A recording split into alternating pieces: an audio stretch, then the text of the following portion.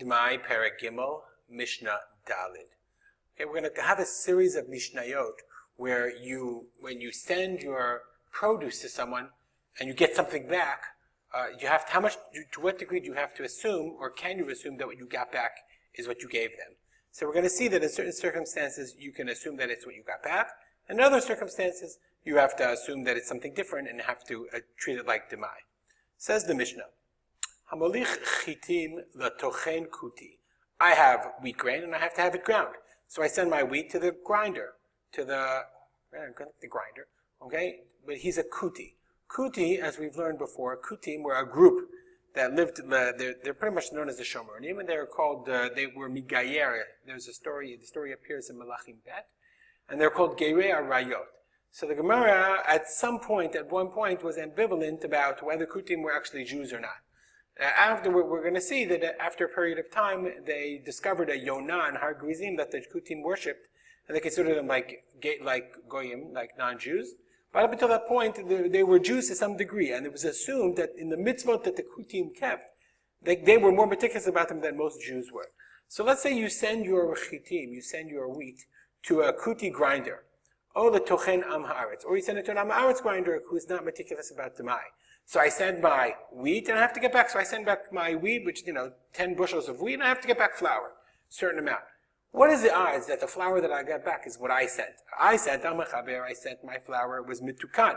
It was not demai. Did I get back what I sent or not? So it says the Mishnah, Molichitim letochen kuti or letochen amaretz, bechezkatam lema'asrot v'lashvi'i. They are in their chazakah. You can assume that they're in the same status of ma'aser and shvi'it as when you sent them. We don't assume that they're going to switch. But letochen nochri, if I sent it to a tochen nochri, a non-Jewish grinder, demai. Then I have to treat it like demai, that I have to now take off ma'asrot misafek. Let's look at the Bartanura for a second. I sent it to a tochen nochri. Why? The oved kochavim chashud lahachlif. And oved kochavim, he is chashud. We're going to assume that he machlif, that he switches them. Okay, and we're going to see, so therefore you have to treat it like demai. Why do you have to treat it like demai if he's going to switch it? So the Kahati explains that according to the Rambam, the reason is because he collects from a ton of different people, and some other people are chayav in ma'asrot, and therefore maybe he switched between your grain, and he switched between another Jewish person's grain, who's an am haaretz. So therefore you have to, since we assume he's going to switch, you have to worry that he switched you with an am haaretz, and therefore you have to consider your grain, that whatever you get back, like demai. That's the tochen. What happens if I ask somebody to watch? I have a storehouse, and he's watching my peirot. Mafkid peirotav etzel akuti o etzel hamaretz. So I ask him, mafkid means I give it to him to watch. I give my fruit, my produce, to the kuti or to the hamaretz.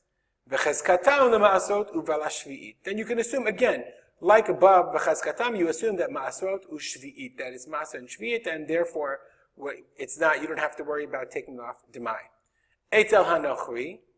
If I give my peirot to watch, if I give my produce to watch to the Nachri, then the Mishnah says, Kipeirotav. Again, we're going to follow the Bartanura here. Kipeirotav. Upeirot shel oved kochavim pturim mina ma'aser. Okay, there's a big machlokah. We've learned this in the Masechet Peah also. Is the land, if a Nachri owns land in Eretz Canaan, is it chayav in masrot or not chayav in masrot? Is yesh koach la'oved kochavim la'afkir min ha'trumotu min ha'asrot or not? And it's a big machloket. So the Bartanura is saying that this Mishnah is according to the opinion, kipeirotav, it's like his peirot and he's patur, pturim min ha'ma'aser. Therefore, this Mishnah is according to the opinion that the Nachri does switch with you. Like we said above, he does switch with you. But in this case, he switched you with his fruit, and therefore his fruit are patur from trumot to ma'asrot. And for that reason, you don't have to take off Trumot and Masrot because it belonged to a non-Jew. So you'll say, well, if he's going to switch with you, why is when you do Hamafkid, when you ask him to watch, then you can assume it's Kipeirotav. But if it's Tochen, then you have to do Demai. So again, we'll go back to the Bartanura and explain. He says, Veresha, the first case where it was the Tochen,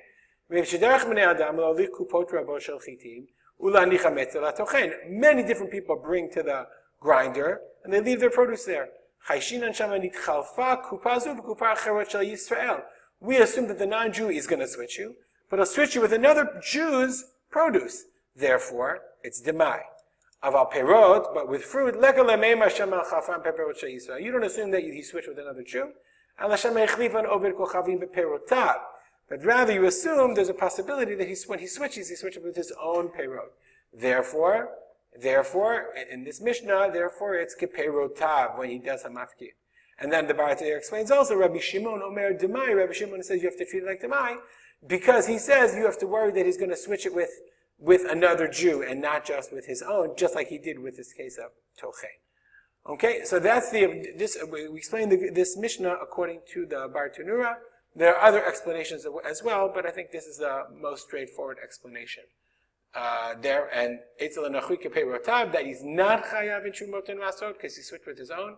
Rabbi Shimon Omer Demai, Rabbi Shimon says Demai because we have to assume that you have to be afraid that he might have switched it with another Jew's produce. Okay, I want to dedicate this learning. We're in Gimel, not Vav, we're in Gimel Hey, I think.